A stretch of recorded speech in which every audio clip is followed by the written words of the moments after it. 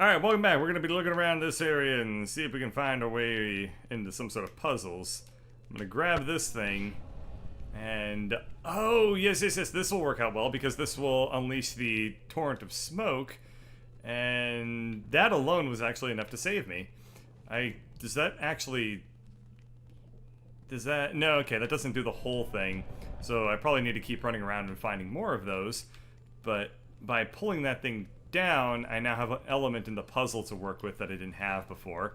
So we'll go over here, we'll grab it, push it into this chamber, and all we need to do is push it on this little pressure plate over here. It's like a portal button with a cube, and then I think a thing will happen. I'm wrong.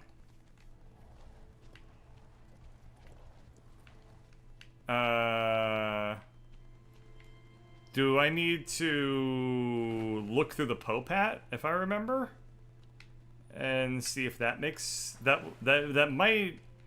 I kind of remember something involving Popats and cubes and pressure plates. Let's look through this and see if I can figure something out. Uh-huh. Uh-huh. Yeah. Okay, that transferred the sun. Yes. The sun thing is now on the pedestal, which I can move around to create a shadow on the diadem. I don't know what those things are called. And then I can come over here, and I can be like, baby statue. Which... Oh, great. I will now drown to death. Very, very nicely done. Oh god, there's something really creepy about just its head poking out there. It's like, hello, you can't drown me, little boy, as much as you may try. Alright,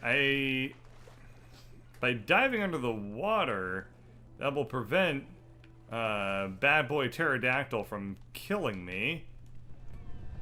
Yep, which I guess was the entire gist of that whole puzzle, because now I can pull this thing out. And I think that, if I remember correctly, I only need to get two to do this. Yep, there it is. Man, pterodactyls hate getting rolled.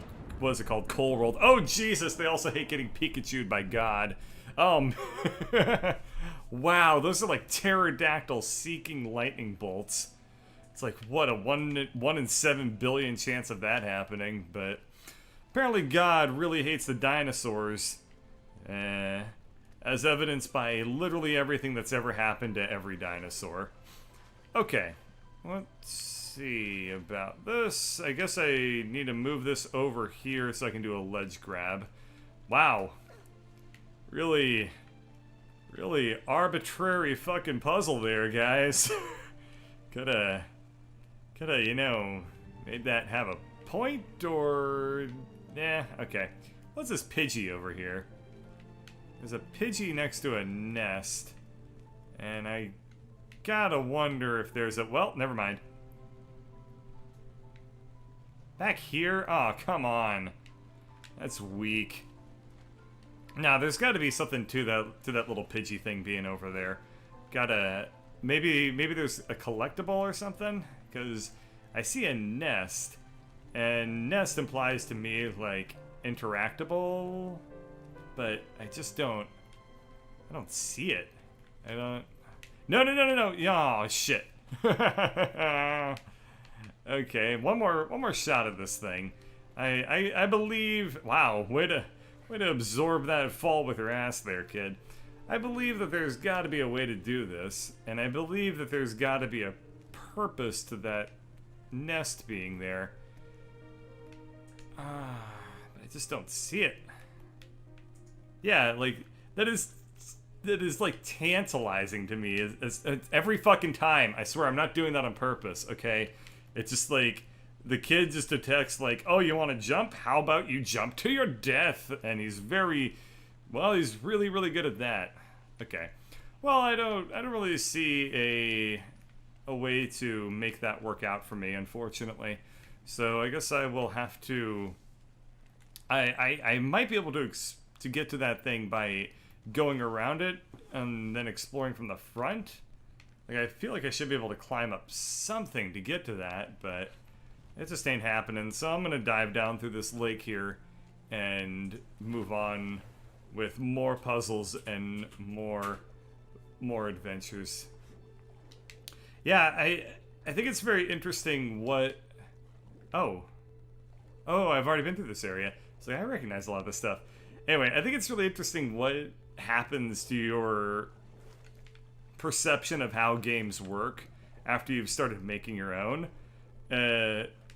Not only... Okay, yeah, a lot of people will watch something like...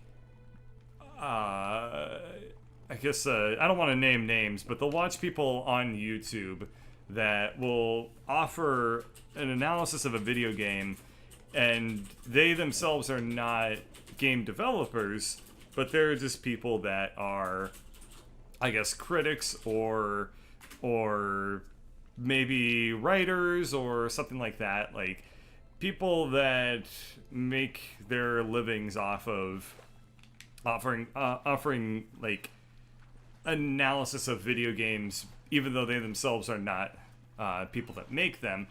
And I always find that those sorts of people tend to miss something because they don't approach things from the perspective of the technical stuff that goes into it. Which is to say, what a lot of people end up doing is they focus on level design a lot, and it ends up becoming this weird reduction where the essence of the game is purely how its levels are designed and how its puzzles are put together, which on a surface level, I mean, that makes a lot of sense because that's the biggest thing that you interact with. Wow, it's really weird that these things can just touch me if I'm like, if I got them cornered. They're like, no, God, please, just take my money. Just don't hurt my family. Why are some of them small? Are they babies? I don't know. Anyway, it makes sense to kind of to reduce video games to, from an analytical perspective at least, to the level design that goes into them, and say like, this is the video game because it's the main vehicle through which the player interacts with. Well, that's fine. It's the main vehicle by which the player interacts with their with the video game. And I there's always more to it than that for me. But I remember once, a long time ago, I was talking to the level designer for Ori and the Blind Forest, who was a really cool dude and made a lot of platforming games before he started doing Ori and the Blind Forest. And he was very, very specialized on that sort of craft. Like, he had a huge mind for how to make levels work, especially in platformer games. And he always said that the level, philosophically, in a video game is just a tool by which the player accomplishes the goal that they have in mind. And I always, like, when I heard that, that really changed my perception of what, like, a level was. And I thought that was a really cool way to think about it, because it helps you contextualize. This is coming from a pro.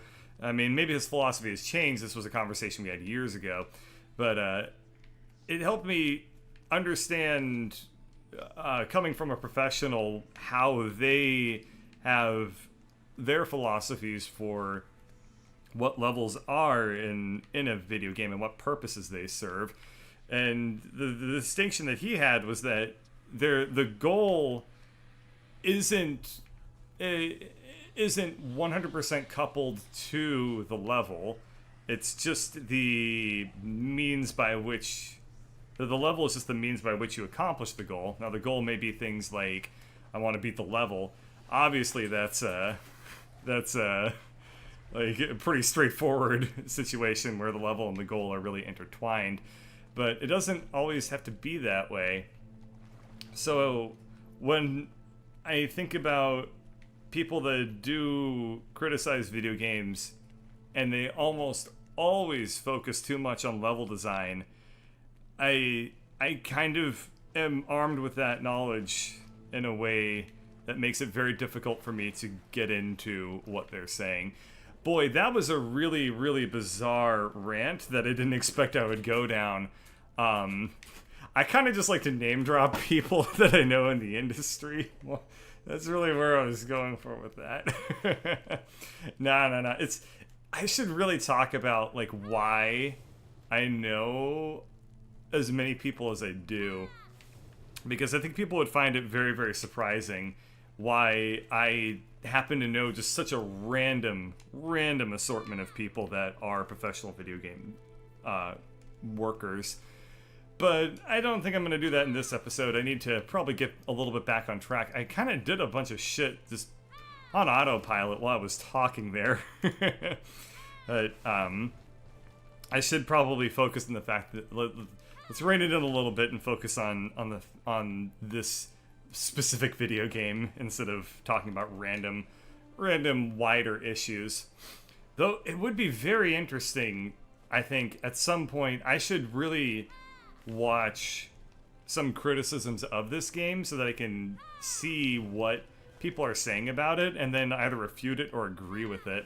Certainly, I'm going to have a very interesting discussion on Saturday when I podcast on this, but I'm definitely going to do that. It'd be really cool to read some professional critiques of this game to see what people actually tend to say outside of my little circles.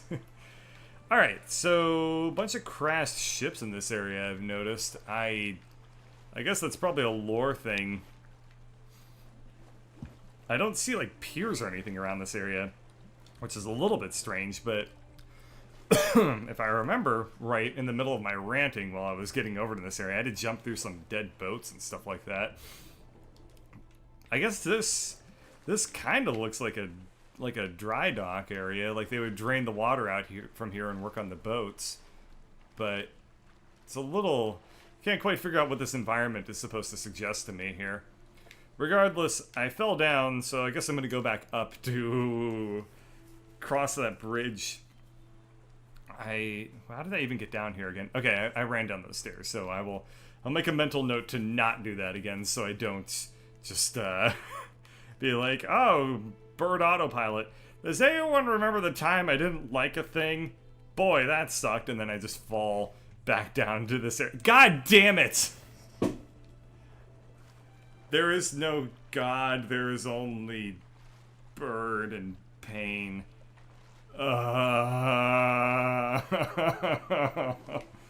Could that... Well, anyway. So does anyone remember the time that I didn't like a thing? And I ranted about that thing quite a bit. Especially when it was other people doing that thing. So I could talk about it on the YouTubes, but I want to maintain a semblance of some sort of random sense of... God, no, why? I swear I'm not doing this on purpose. I just literally am terrible at controlling this game. What there needs to be is like a grandpa mode where every time you do anything in this game, it just pops up controls like, hey, fuckface. Here's how you pull yourself up from a ledge. You press the jump button. You know, your main vehicle by which you control your height in this game. That's how you do it. Alright, I finally made progress. Let's go over here. Alright,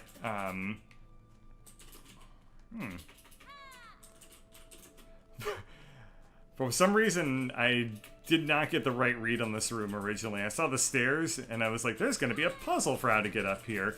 No, unless you count ramps as puzzles, but I think most people are able to figure those out pretty intuitively. It is mankind's third invention after fire and the wheel.